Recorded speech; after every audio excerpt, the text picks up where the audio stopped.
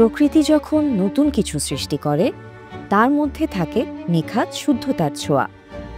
মানুষের সৃষ্টিতেও কি তা থাকে? আমি সারা আলম, আজকে আপনাদেরকে শোনাবো শুদ্ধতা ও বিশ্বস্ততার গল্প।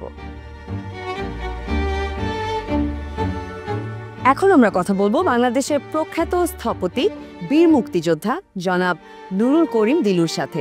তার পরিবেশ বান্ধব এবং আধুনিক ডিজাইন তাকে এনে দিয়েছে জনপ্রিয়তা।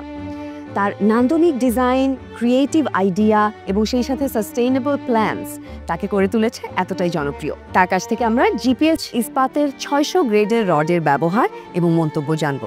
চলুন, ওয়েলকাম টু আওয়ার শো। আপনার কাছে আমি জানতে চাইব যে স্থপতি হিসেবে আপনার ভাবনার বিষয়গুলি যদি আমাদের সাথে শেয়ার করতেন। মানুষ প্রকৃতির সন্তান এবং সেই কারণেই আমার স্থাপত্য ভাবনা সবচেয়ে প্রথমেই যেটা আসে সেটা হলো যে আমি সবসময় প্রকৃতিতে ফিরে যেতে চাই।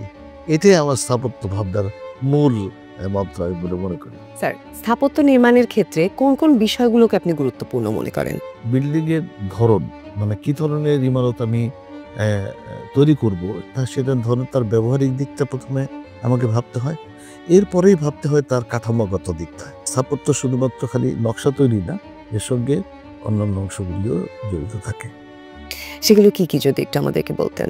একটা বিষয় মাথায় রাখতে হয়, সেটা হলো যে স্থাপনাটা আমি আর্কিটেকচারালি আমি সাস্টেনেবল করলাম, কিন্তু সেটা টিকে থাকবার জন্য অনেকগুলি বিষয় আছে। ব্যবহারিক দিকটা করার জন্য অনেকগুলি বিষয় আছে। যেমন সবচেয়ে বেশি ইম্পর্টেন্ট হলো যে স্ট্রাকচারাল সিস্টেমটা। স্ট্রাকচারাল সিস্টেমটাই আসলে অনেক কিছু ডমিনেট করে অনেক ক্ষেত্রেই। যেমন বিল্ডিংয়ের উচ্চতা যত বাড়ে তত এর কলাম সাইজ বলো, বিম সাইজ বলে এগুলি বাড়তে থাকে। সেক্ষেত্রে এটাকে যত সাশ্রয়ী করা যায়, সে সাশ্রয়ী করতে গেলেই সাফল্যটা বাড়ে, সাশ্রয়ী করতে পারলেই সাফল্যটা বাড়ে। মাটি পরীক্ষার পরে যেটা আসে সেটা হলো যে আমরা বিল্ডিং কোডটাকে বানা হচ্ছে কিনা, তারপরে কি ধরনের রিভার ইউজ হবে সেগুলি সিলেক্ট করা। সেক্ষেত্রে আমরা জিপিএইচ ইস্পাতের 600 গ্রেডের যে বার আছে সেটা ব্যবহার করবার জন্য রিকমেন্ড করি। স্যার, আপনি যে জিপিএইচ 600 গ্রেড রড রেকমেন্ড করছেন সেটা কি কি কোয়ালিটির কারণে? আমার স্ট্রাকচারাল ইঞ্জিনিয়াররা সবসময় বিভিন্ন ইস্পাতের গুণাগুণ নিয়ে আমার সঙ্গে আলোচনা করে। সেক্ষেত্রে আমি দেখেছি তারা প্রেফার করে যে জিপিএইচের যে 600 গ্রেডের ইস্পাত সেটা স্থায়িত্বের দিক থেকে বেশি এবং সেটা কম ব্যবহার করলে এটা সাশ্রয়ী হয়। সেটা একটা ইম্পর্টেন্ট বিষয়।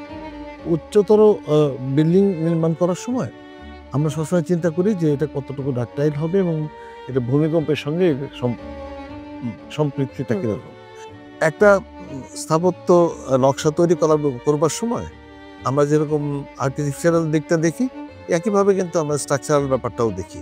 তো সেই ক্ষেত্রে আমরা জিপিএইচ ইস্পাতের 600 গ্রেডের যে রডটা সেটা অত্যন্ত আধুনিক, সময় উপযোগী এবং গুণগত মানের দিক থেকে এখনকার মধ্যে সবচেয়ে ভালো।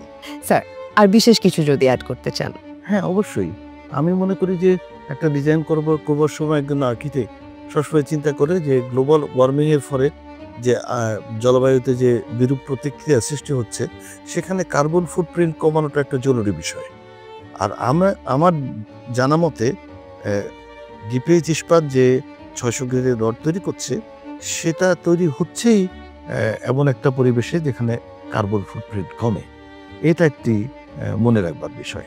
Thank you so much sir, আমাদের সাথে এত মূল্যবান ইনফরমেশন শেয়ার করার জন্য এবং আপনার মূল্যবান সময় আমাদের সাথে শেয়ার করার জন্য। And ladies and gentlemen, thank you for staying with us. আজকের মতো এখানেই বিদায় নিচ্ছি। দেখা হচ্ছে আগামী পর্বে।